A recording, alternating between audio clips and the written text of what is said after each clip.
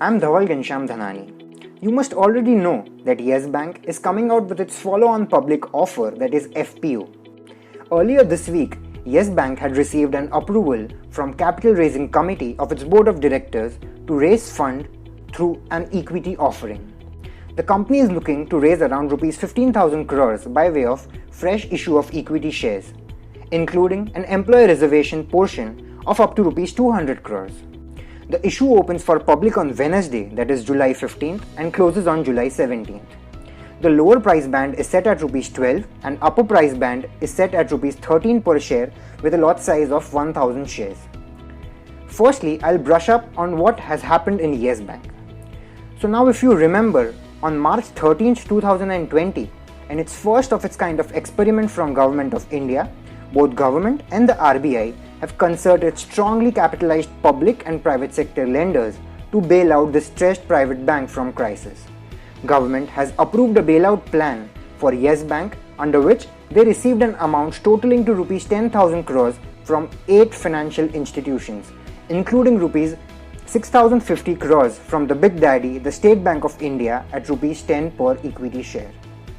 As of 31st March 2020, the bank's CET1 ratio, which measures solvency of bank, was at 6.30%. The RBI had prescribed a minimum CET ratio for Yes Bank at Rs 7.375% to be reached by 31st of March 2020, but this wasn't met. That's why now they intend to raise the minimum CET ratio to 8% by September 30, 2020. So in order to comply with these requirements of RBI, and with respect to CET1 ratio, also to support banks' growth plans, Yes Bank intend to raise this equity capital. It is with this objective that Yes Bank is coming out with an FPO to raise funds. In its RHP2, it has mentioned that the proceeds from this FPO would be utilized towards ensuring adequate capital to support the growth and expansion of bank, including enhancing solvency and capital adequacy ratio. Moving on to their financial performance, the bank reported a net loss of Rs 16,418 crores in financial year 20. Their deposit base was seen down 54% year-on-year in financial year 20 to Rs 1.05 trillion, while the interest earning assets, that is, the advances, were down 29% year-on-year.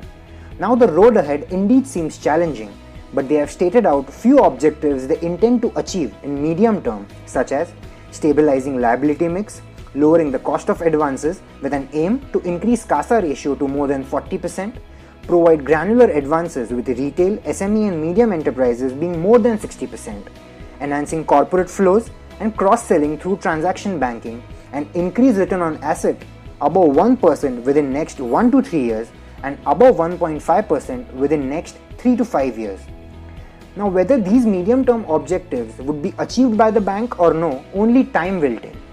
But for now, it does have its own inherent strength to support these intentions, such as it has a wide pan-India presence across 28 states and 8 union territories.